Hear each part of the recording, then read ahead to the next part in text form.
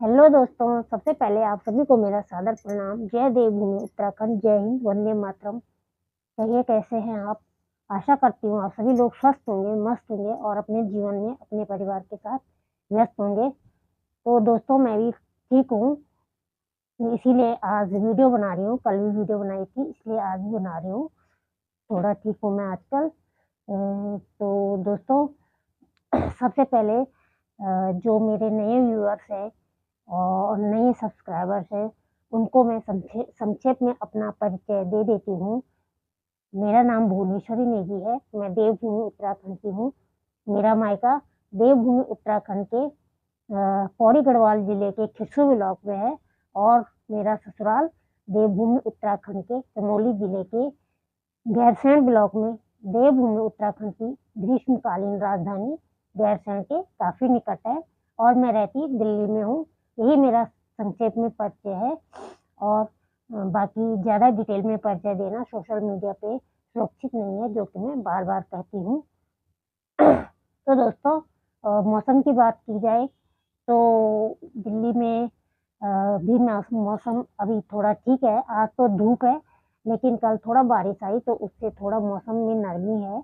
उतनी ज़्यादा कम तो नहीं हुई गर्मी, लेकिन फिर भी थोड़ा ठीक है। उमस तो हो रही है और लगता है रात तक क्या पता फिर से बारिश आए। तो आप सभी का प्यार, सम्मान, स्नेह, उत्साहवर्धन और प्रोत्साहन एक बार फिर से मुझे खींच लाया है आप सभी के समक्ष मेरे YouTube चैनल या आप सभी के YouTube चैनल मन की कलम से में। मेरे YouTube चैनल मन की कलम से में आप सभी का हार्दिक स्वागत है, हृदय से अभिनंदन है। तो दोस्तों, जैसे मैंने आप सभी को बोला था कि मैं हमेशा वीडियो के साथ साथ एक मोरल लेसन भी आप सभी के सामने दूंगी,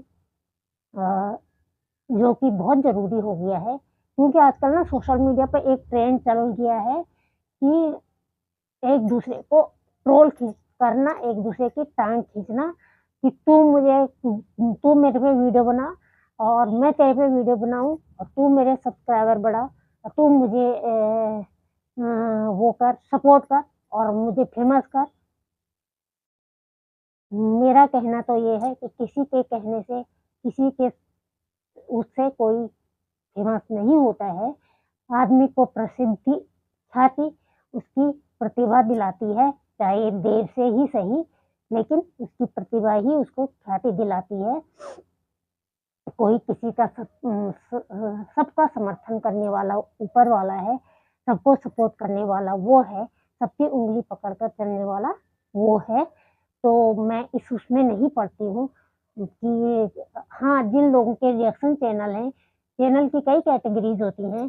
किसी का कुकिंग का है, किसी का डेली व्लॉग का है, किसी का रिएक्शन चैनल है। रिएक्शन चैनल का मतलब होता है कि किसी और यूट्यूबर्स पे अपनी प्रतिक्रिया देना, उनके समर्थन में या जहाँ पे उनकी गलती हो उसके खंडन करने के लिए।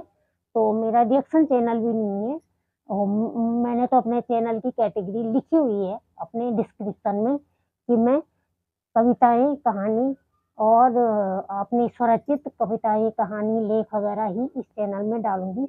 इसीलिए मैंने चैनल का नाम मन की कलम से रखा हुआ है कि जो मेरे मन में भाव आएंगे, मैं अपने मनोभावों को एक कविता या कहानी या लेख के रूप में, आर्टिकल के रूप में उतार कर इस चैनल पे डालूंगी। इसीलिए चैनल का नाम मन की कलम से लिखा है। और मुझे सिंगिंग का भी शौक है, इसलिए मैं गाती भी हूँ। तो इसे और आज कोई कोई लोग मतलब दो तरह के होते हैं ना, एक विख्यात एक कुख्यात। तो कोई जैसे ना कुख्यात भी है ना, यूट्यूब पे अपने पहले अपनी कंट्रोवर्सी, अपने घर के निजी मामलों को उस पे यूट्यूब पे डालते हैं, फिर जो रिएक्शन चैनल वाले होते हैं उन पे प्रतिक्रिया देते हैं, फिर वो उनके साथ लड़ रहे हैं, फिर वो बोले मैं सबसे बड़ी सेलिब्रिटी हूँ, मैं सबसे बड़ा सेलिब्रिटी हूँ, मेरी वजह से सब फेमस हो गए हैं, मेरी वजह से सबके चैनल ग्रो कर गए हैं। तो ऐसा कुछ नहीं होता है। इंसान के अपने वो होते हैं। मेरे चैनल को भी 1 साल हो गया है, लेकिन मैंने ऐसे हथकंडे कभी नहीं अपनाए हैं कि जिससे मुझे अच्छा नहीं लगता कि छल कपट या किसी चतुराई से पाई हुई सफलता से मुझे कभी संतुष्टि नहीं होती है। किसी चीटिंग ही समझ लो उसको, उससे मुझे संतुष्टि नहीं मिलती है। मुझे परिश्रम करके अपनी प्रतिभा से और अपने टैलेंट से जो वो मतलब सफलता मिलती है, मुझे उससे बहुत खुशी होती है, चाहे वो देर में ही क्यों ना मिले।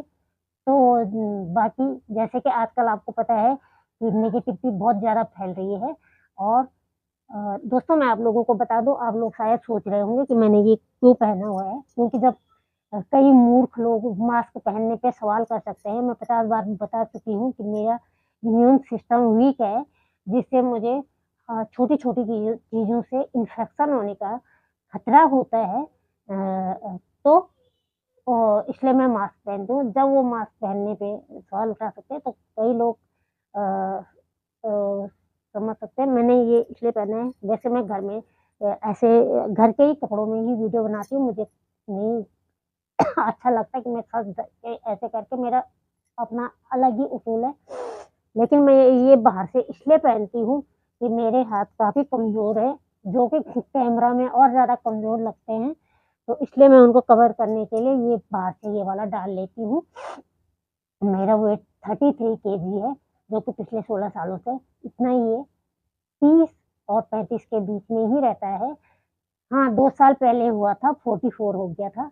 पता नहीं कैसे, लेकिन इस डिज़ीज़ में वेट बढ़ता नहीं है और बढ़ना भी नहीं चाहिए, डॉक्टर ने मना किया है। क्योंकि जैसे-जैसे इसमें अगर वेट बढ़ेगा, तो पेशेंट को ज़्यादा परेशानी होती है, इसलिए इसमें वेट बढ़ता वैसे तो बढ़ता ही नहीं है और बढ़ेगा भी तो डॉक्टर ने 45 केजी से ज़्यादा बढ़ने के लिए मना किया हुआ है। तो मेरा तो बढ़ता ही नहीं है, 12 साल में बढ़ा था, 4 साल पहले जब मुझे 12 साल हुए थे, तब बढ़ा था मेरा, तब 44 केजी हो गया था अचानक और उसके बाद फिर से वही आ गया 33, 34, 37 तक हो जाता है कभी-कभी। इसलिए मेरे हाथ काफ़ी कमज़ोर हैं, उनको कवर करने के और कैमरा में और ज़्यादा कमज़ोर आते हैं, इसलिए उनको कवर करने के लिए ये पहनना पड़ता है, क्योंकि हाफ टॉप या टी-शर्ट पहने रहते हैं घर पे तो इसीलिए।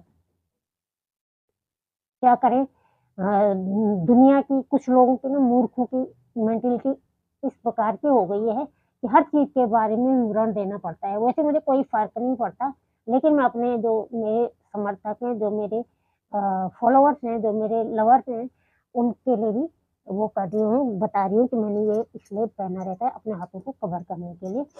तो दोस्तों आज का मोरल लेसन एक छोटी-सी कहानी, उसके बाद मैं आपको सुनाऊँगी एक भजन, जो भजन की त्रेता युग और आज के कलयुग में तुलना को दर्शाता है। तो मैं पहले आज का छोटा-सा मोरल स्टोरी। तो दोस्तों एक किसान था, किसान का एक बैल एक बार कुएँ में गिर गया। तो कुएँ में गिर गया तो किसान ने कई उपाय सोचे कि किस तरह से बैल को कुएँ से निकाल लिया जाए। किसान ने सोचा, उसके मन में कोई भी उपाय नहीं आया, कोई भी उसके मन में कोई आइडिया नहीं आया कि किस तरह से बैल को निकाला जाए। बाद में उसने सोचा कि बैल बूढ़ा तो हो ही गया है, तो चलो ऐसा करते हैं इसके ऊपर से मिट्टी डाल के क्यों ना इसको कुएँ में ही दफना दिया जाए। उसने अपने आस-पड़ोस वालों को बुलाया और बैल के ऊपर मिट्टी डालने लगे। तो बैल वहाँ ज़ोर-ज़ोर से रमने लगा जो बोलते हैं, रोने लगा। तो जैसे-जैसे लोग मिट्टी डाल रहे, वो और ज़ोर से आवाज़ कर रहा है, जैसे-जैसे लोग मिट्टी डाल रहे वो और ज़ोर से आवाज़ कर रहा है। कुछ देर बाद बैल के आवाज़ करने की जो आवाज़ थी वो अचानक से बंद हो गई। तो बैल पता है क्या कर रहा था? जैसे-जैसे लोग मिट्टी डाल रहे थे, तो वो यूँ-यूँ खुद को हिला करके और उसको नीचे करके फिर उस पे पैर रख रहा था। फिर लोग मिट्टी डाल रहे थे, वो यूँ-यूँ करके हिला के पैर डाला था और उसने उस मिट्टी से सीढ़ियाँ बना दी और उस जो मिट्टी उसको दफनाने के लिए डाली गई थी, उसको सीढ़ियाँ बना कर के अचानक से कुएँ से बाहर निकल के दौड़ पड़ा। तो इस कहानी से हमें यही मोरल लेसन मिलता है, यही शिक्षा मिलती है, नैतिक शिक्षा मिलती है कि जब हम किसी मार्ग पे चलते रहते हैं, तो हमारा मार्ग भ्रमित करने के लिए, हमारे पथ को भ्रमित करने के लिए, हमें मार्ग से भटकाने के लिए कई नकारात्मक शक्तियाँ, कई लोग जो लोग हमें आगे बढ़ते हुए नहीं देखना चाहते हैं, जिनको हमारी बराबरी करनी नहीं आती है, जो हमारे जैसा नहीं सोच पाते हैं और हमारे जैसा नहीं बोल पाते हैं, हमारे जैसा खुद को प्रस्तुत नहीं कर पाते हैं, तो वो हमें गिराने की कोशिश करते हैं। जिस प्रकार से बैल के ऊपर किसान चाहता तो उसके लिए अच्छा सकारात्मक उपाय भी ढूँढ सकता था, उसको निकाल सकता था। तो जिस तरह से किसान ने उसको बूढ़े बैल को बोझ समझ के उसको दफनाना चाहा वहीं, लेकिन बैल ने अपनी विवेक का वो उपयोग करके और जो उसके ऊपर दफनाने के लिए मिट्टी डाली गई थी, उसको यूँ-यूँ हिला करके सीढ़ियाँ बनाई और उससे ऊपर आ गया। तो इसी तरह हमारे लिए भी मार्ग भ्रमित करने वाली कई नेगेटिव एनर्जीज़ आती हैं, कई मूर्ख लोग रास्ते में आते हैं, वो आपको कई अपने वीडियोज़ के द्वारा आप पे नेगेटिव वीडियोज़ बना के, आप पे नेगेटिव कमेंट्स करके, आप पे नेगेटिव प्रतिक्रिया देके आपके मार्ग को भ्रमित कर सकते हैं, ताकि आप भी उन्हीं के लेवल तक गिर सको और आप भी वैसी वीडियो बनाओ और फिर लोग आपको भी उन्हीं की तरह जैसे जिस नज़रों से उनको देखते हैं, गंदी नज़रों से, उसी तरह से आपको भी देखें, वो उनका यही प्रयास रहता है। तो हमें ये नहीं करना है। जो आदमी आगे बढ़ता है, सफलता की राह में हमेशा कुछ न कुछ भ्रमित करने वाले तत्व तो आते ही हैं, तो हमें उन्हें अपने विवेक से हटाना है और हमें आगे निकल जाना है उनको दबाते हुए। तो ये थी आज की मोरल स्टोरी। तो आप लोगों को कैसी लगी और आप लोगों ने इससे क्या क्या ज्ञान लिया, ज़रूर बताइएगा। जो नकारात्मक सोच वाले हैं, वो तो नकारात्मक ही सोचेंगे, लेकिन सकारात्मक सोच वालों के लिए ये एक उदाहरण है कि आप लोगों को उस मिट्टी से डरना नहीं है जो आपके ऊपर डाली जाती है, बल्कि उसका सदुपयोग करना है अपनी बुद्धि विवेक से और ऊपर चढ़ करके सभी को जो आपको भ्रमित करना चाहते हैं, उल्टा उनको भ्रमित करके आगे बढ़ जाना है। तो ये थी आज की मोरल स्टोरी। और आज मैंने और बड़ा मास्क पहन लिया है क्योंकि मुझे जुकाम हो रहा है, मेरे बेटे को हो रहा था और वो तो जवान है, उसका इम्यून सिस्टम स्ट्रांग है, तो उसका जल्दी से रिकवर हो गया, लेकिन मुझे काफ़ी हो रहा है, इसलिए मैंने पूरा कवर करने वाला पहना हुआ है। तो कुछ लोगों को ज़्यादा ही आज उनकी सांसें बंद हो जाएंगी शायद बड़ा मास्क देख के। तो आज मैं लेकर आई हूँ आप लोगों के सामने एक भजन। जैसे कि आप लोगों को पता है कि भगवान विष्णु के त्रेता युग में भगवान विष्णु ने श्री राम मर्यादा पुरुषोत्तम भगवान श्री राम के रूप में जन्म लिया, राजा दशरथ के पुत्र के रूप में। और आज कलयुग में और त्रेता युग में क्या अंतर है, वही ये भजन में सीखने को मिलता है। तो आप लोग सीखिए, सुनिए ये भजन। तो चलिए सुनते हैं भजन की लय पे गाया हुआ है।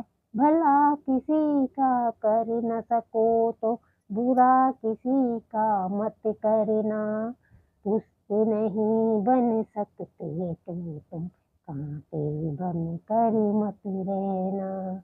उसी की धुन पे ये गाया गया है। तो चलिए सुनते हैं ये प्यारा सा भजन। कलयुग बैठा मारे कुंडली, जाऊं तो मैं कहाँ जाऊं।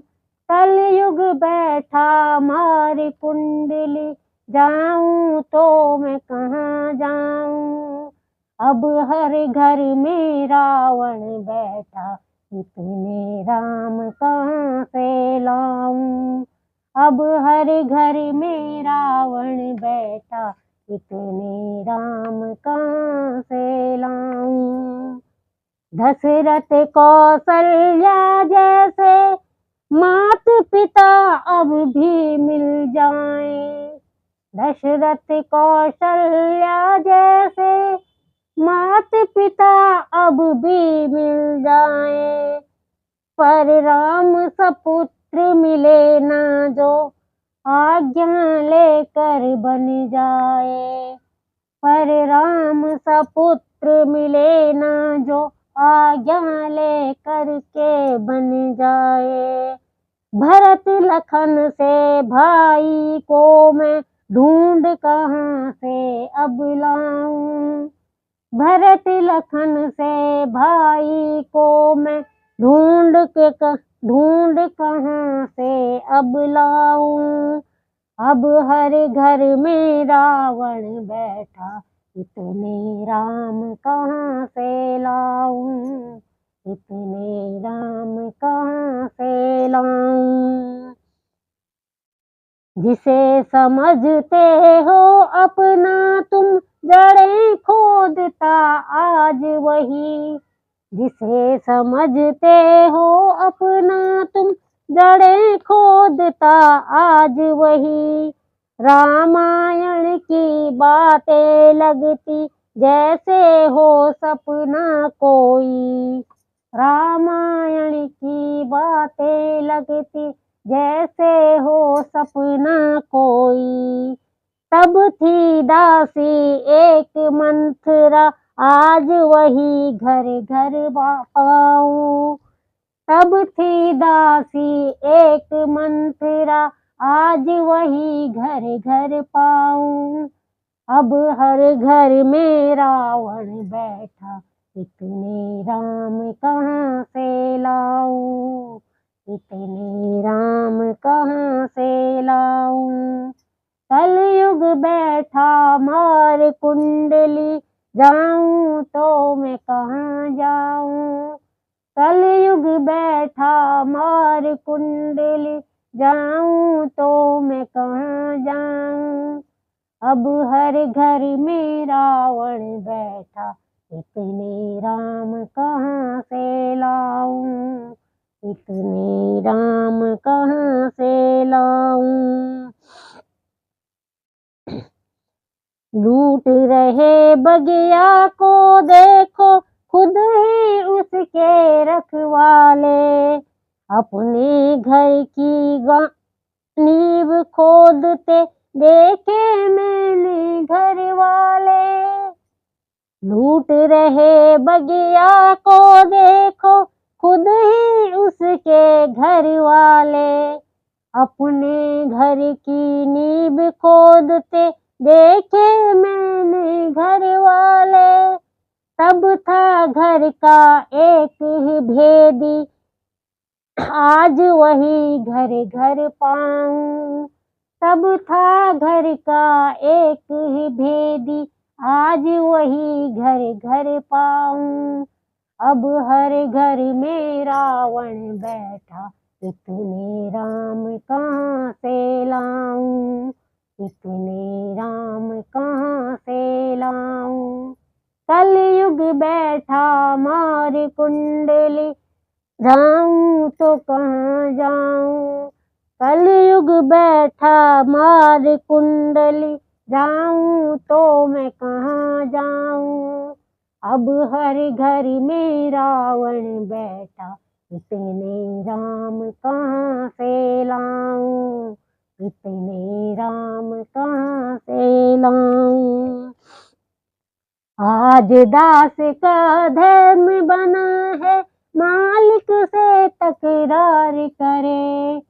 आज दास का धर्म बना है, मालिक से तकरार करे। सेवा कर्म तो दूर रहा वो, वक्त कर पड़े तो वार करे। आज दास का धर्म बना है, मालिक से तकरार करे। सेवा कर्म तो दूर रहा वो, वक्त पड़ा तो वार करे। हनुमान सा दास दूसरा, आज कहाँ से मैं पाऊं। हनुमान सा दास दूसरा, आज कहाँ से मैं पाऊं। अब हर घर में रावण बैठा, इतने राम कहाँ से लाऊं। इतने राम कहाँ से लाऊं। कलयुग बैठा मारी कुंडली, जाऊं तो मैं कहाँ जाऊं। कलयुग बैठा मारी कुंडली, जाऊं तो मैं कहाँ जाऊं।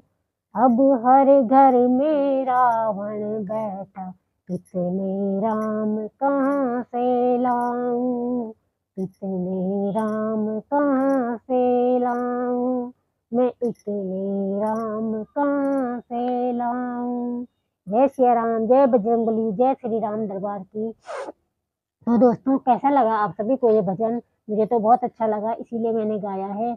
और जैसे कि आप लोगों को पता है कि रावण एक प्रकांड विद्वान था, ब्राह्मण था, और कई मतलब चारों वेदों का ज्ञाता था, और कई उसने बड़े बड़े महा काव्य भी लिखे हैं। और फिर लेकिन उसका अहंकार ही उसका विध्वंस का कारण बना। रावण को दशानन कहते थे क्योंकि उसके 10 शीर्ष थे। लेकिन आज का इंसान, वो तब त्रेता युग में था, रावण के 10 शीर्ष थे, लेकिन 10 के 10 शीर्ष उसके 10 के 10 जो उसके सिर थे, वो एक ही विचारधारा रखते थे। लेकिन आज का इंसान एक शीर्ष होते हुए भी, एक ही सर होते हुए भी, उसके अंदर कई तरह के विचार रखता है, कई तरह की उसकी खिचड़ी पकती रहती है। तो इसीलिए कहा गया है कि अब घर घर में रावण बैठा, मैं इतने राम कहाँ से लाऊं। क्योंकि तब तो एक ही रावण था और श्री रामचंद्र जी ने उसका वध किया था। लेकिन आज तो हर घर में रावण है, और राम कहाँ से लाएं? राम तो मुश्किल है राम बनना आज के इंसान का। राम क्या, वो इंसान भी बन जाए तो उतना बहुत है, भगवान तो रहा दूर। वो सिर्फ आदमी है, इंसान भी नहीं है। इंसान कोई कोई होगा, मतलब आदमी से इंसान, आदमी और इंसान में बहुत फर्क होता है। तो वो इंसान भी बन जाए तो इतना काफी है। तो यही लिखा है, यही तुलना है कि त्रेता युग में और आज कलयुग में कैसे। तब एक ही भेदी था, मतलब विभीषण ही थे। विभीषण रामचंद्र जी के साथ मिल गए थे, उन्होंने ही बताया था रामचंद्र जी को घर भेद, मतलब कि रावण की नाभि में अमृत है। तो तभी रावण का वध हुआ था, नहीं तो रावण अमर रहता अगर पता नहीं चलता तो। और वैसे तो वो विधि का विधान था, नियति का खेल था, वो तो होना ही था। और राम श्री हरि विष्णु के अवतार थे, तो उनको तो सब पता था। लेकिन जो प्रारब्ध है वो ऐसा था।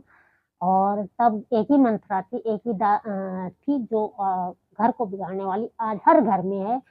चाहे किसी की बेटी के रूप में, चाहे बहू के रूप में, चाहे माँ के रूप में, किसी के भी रूप में, हर घर में है, हर जगह पे है। और तो और सोशल मीडिया पे भी है, जहाँ देखो वहाँ पे कई हैं।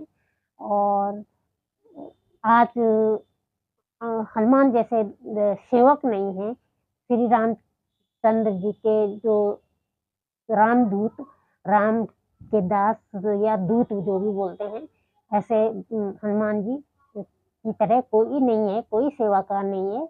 हर कोई होंगे 100 में से 20%, 10%, लेकिन हर कोई यही चाहता है कि कहाँ से वार करें और कहाँ से अपना भला करें, बस। और माता पिता तो तब भी, माता पिता की वही स्थान था माता पिता का, और आज भी वही है।